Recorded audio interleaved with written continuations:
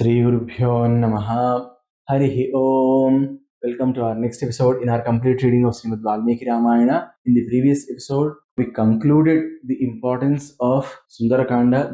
It's a vast subject. Well, now let us get started with Sundara Kanda. The first sloka of Sundara Kanda goes as follows: Tato Ravana Nitaya Sitaya Satrukarsana Yesha Padamanvestum Charana Charite Padhi. Now, when you look at this particular shloka, you would feel as if a huge Shastra Vakya is starting, or Vedanta Shastra is starting, or an Upanishad Vakya is starting. Tataha actually means after this. So, after this, what? Or after this, or at this particular point of time, looks like a very normal word. But when you look at it, you have wonderful meanings. When you want to read Brahma Vidya, when you want to know the science of the soul, it starts off as Athato Brahma Jigyasa, means after this, the Brahma Jigyasa is starting. Athato Brahma Jigyasa, the word Atha is extremely important, means you are starting off with Brahma Vidya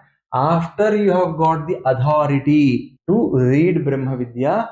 So you are starting off with it, Brahma Jigyasa. So what is this adhikara? What is this qualification? How are you qualified for this? But here we have not seen any qualification till now. But then there is a word in this very same shloka tells us that Swami Hanuman has got qualifications. Brahmashri Samvedam Shanmukh Sharma Garu, when he was doing this Ramayana Rahasyas, he actually gives multiple examples. He says, in Yoga Shastra also this Atha Shabda is used. So it says, Athato Yogam Vyakhyasya. This is what Patanjali says. Athato Brahma Jigyasa. Again, we have discussed that. Athato Bhaktim Vyakhyasya. This is what Narada says, or Rishi Narada says when he starts with the Bhakti Sutras. Similarly, we have Tat Shabda in Sundara Kanda, which is equivalent to the word Atha, which has been spoken by all the great Vedantic texts. Now, what is this qualification? What is this Arhata? That is having control over your senses. In Advaita philosophy, you say that there is this saadhana chatushtaya, and they ask for the sadhana chatushtaya to be there before you actually go ahead in the path of Vedanta. So they say that this is extremely important. So what is the sadhana chatushta sampatti? The first one in the sadhana chatushta is nitya nitya vastu viveka. Second one is iha mutrartha bhoga viraga. Third one is samadhi shatka sampatti, and the fourth one is mumukshatva. So they say that you need all these four as the adhikara, and once you have this four sadhana chatushta sampatti with you, only then you will be progressing in the path of Brahma Vidya. That's what the Shankara Siddhanta normally says. I am not very aware of what Dvaita Siddhanta and the Visishta Dvaita Siddhanta say. Now again you might come back and ask, but these are not mentioned in the first sloka. How did Hanuman become the Adhikari to go towards that place? They have used a wonderful word which is called as Satrukarsana. See, till now in Srimad Valmiki Ramayana, till now we have not seen Swami Hanuma fighting any war. So Satrukarsana actually means one who slays his enemies. Did we see Swami Hanuma slaying any enemy till now? No. But then what did he slay? Whom did he slay that he is being called as Satrukarshanaha? He has slayed the Antashatruhu. Who are the Antashatruhu? There are 6 Antashatrus that we have. Kama Krodhascha Lobhascha Dehe Tishtanditaskaraha Yana Ratna Paharaya Tasmat Jagrata Jagrata.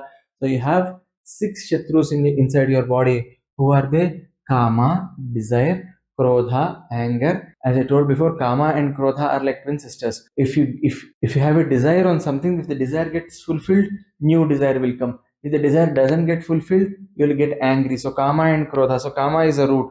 Lobha, wanting to save everything, not letting anything come out from the hand. Moha, wanting something or having a special love for something. Mada, a feeling that I am the supreme conqueror. Nobody can touch me. Matsarya.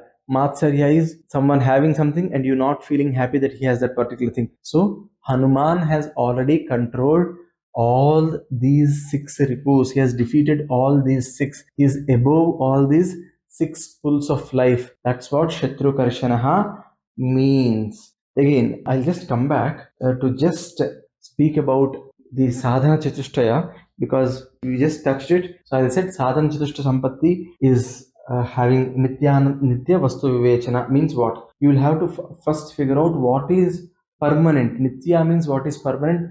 Anitya means what is impermanent. So nitya means the one that is eternal. Who is eternal? Only Bhagavan, only God is eternal. Only Atman, only the Paramatman. Whatever name you give, that supreme force, that's the only thing that's eternal. So that's Nitya. Everything else is Anitya.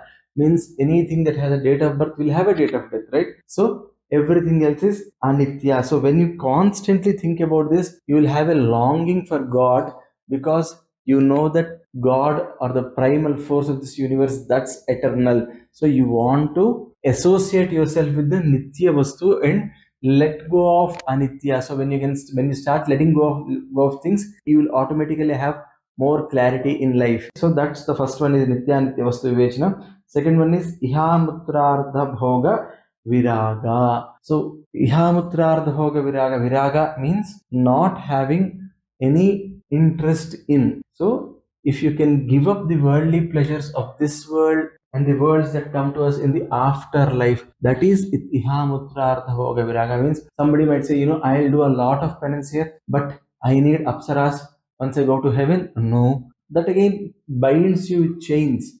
Your papa, that binds you with iron chains, your punya, that binds you with golden chains. So you not having any aspiration for comforts in this world or in Svargaloka, that is Ihamutrartha Bhoga Viraga. And then Samadhi Shatka Sampatti. So Sama is having a control on your internal senses, which is like what? You have 5 external senses and 5 internal, Antarindriyas and Bahyendriyas, right? So Antarindriyas, your manas, your buddhi, and all, you having a control over those senses is Sama. Control over your external indriyas is Dhamma. The third point here, which is the Samadhi Shatka Sampatti, you have 6 over there. First one is Sama, second one is Dhamma. Okay, the third one is Kshama. Kshama means having patience and having the ability to forgive. Okay, Titiksha. Titiksha is being indifferent in your days of sadhana to comfort and discomfort, to happiness and sadness, to warmth and to coldness, to heat and to a cooling breeze. If you are above all this, if you can keep your mind focused on God, and you become dvandvair vimukta. I mean, you can face extreme amount of challenges also physically. That's titiksha. Uparati is constant practice, if I'm not wrong, and then samadhana. So I think that's self-explanatory. And then the last one is mumukshatva.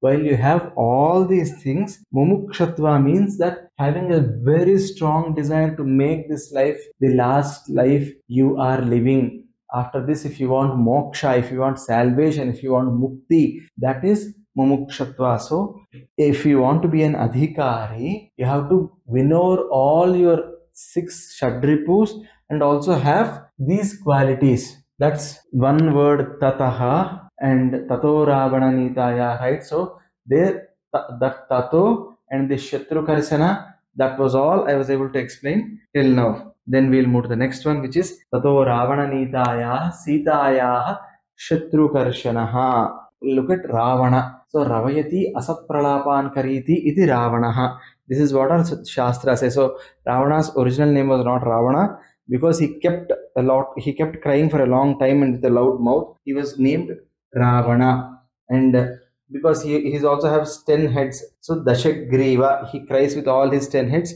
so he's also called as Dashagriva. So we have 10 indriyas, 5 antarindriyas and 5 bahyendriyas. So we also keep crying. So these indriyas which took over, whom did they take over? Sita. Now who is Sita? Ravana is the 10-headed demon, or the person who keeps crying constantly, who is not having a state of joy at all, who keeps craving for things, who has got 10 indriyas and who keeps running behind those 10 indriyas. That is Ravana. Now who is Sita? Sita is the Brahmagyana who is within us. That's why even in Ashokavana, the Brahmagyana or the Sitama, she keeps thinking about Parabrahma or Sri Ramachandra. So this Ravana who took over that Sitama means, but that Brahmagyana is today clouded by these 10 Indriyas. Okay, now you are understanding, right? We are going into our own body to search for our Atman. So, Tato Ravana Nitaya, that the Ravana, the 10-headed fellow who has taken the Brahmagyana which is within us, that is Sitama. Yesha Padamanveshtum Charana Charitepati. Now, Iyesha. Now, Iyesha is like the most important word of this sloka is Iyesha. Iyesha means this person, he wanted to find out Iyesha. He took that sankalpa because no one, we all run after our own comforts, we all run after many other worldly things, materialistic things. But here there is a sadhaka who is going inside to find out where Sitama is, which means he is going to figure out in Vedanta Shastra's terms, he is going on a search for the Brahmagyana within him. Padam Anveshtum. So he has gone to search. What is he searching? He is searching Sitama. Who is Sitama?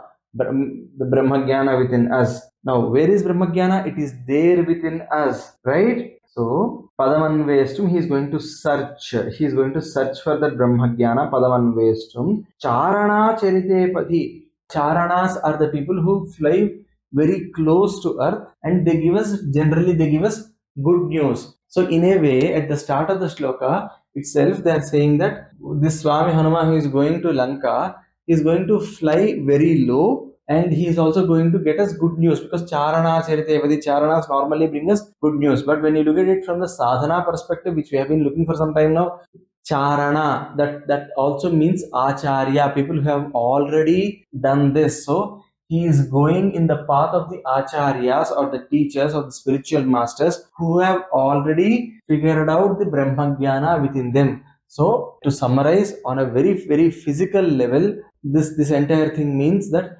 after getting his Shapa Vimochana done, Hanuman is going to Lanka in search of Sitama, who was abducted by Ravanasura. He is searching for the path to go, and he is flying in the way of Charanas. So he is going to get us back a good news. That's what the first sloka tells. But when you look at it from a sadhaka's perspective, the person, the Satrukarsana, who has got sadhana chatushtaya sampatti, who has defeated the Arishad Vargas, he is now going on a search for his Brahmagyana which is there within him. And Sundaraha actually means Nastadravya Salabhopi Sundara Prakirti. So the Brahmagyana that he has lost, he is going to figure it out by going inside in search of Brahmagyana that was stolen by Ravana or the 10 Indriyas of our body. And the path he is going in is the path in which Acharyas went. Now, SundaraKanda has more than 2000 slokas, close to 3000 slokas. I am not going to delve deep into each of the slokas at this level, but I just want to give an example of how one sloka has immense meaning in SundaraKanda. So, again, Sundara means Nastadravya Salabhopi Sundara Parikita. So, the thing that you have lost when it is found, that there is a sort of happiness that comes out, and that's called Sundara. So that's the Sundarakanda we are reading. The first sloka we have really delved deep into, but the other slokas will just go the way we have gone in our previous episodes of other kandas. May Sri Ramachandra bless us with all his choicest blessings so that we will be able to do the next episodes of Sundarakanda with some amount of diligence. Jai Shri Ram. Sarve bhavantu sukhinah. सर्वे सन्तु निरामयाः सर्वे भद्राणि पश्यन्तु मा कश्चित् दुःखभाग् भवेत् सर्वं श्री साई महाराज स्वामी चरणारविन्दार्पणमस्तु स्वस्ति जय श्री राम।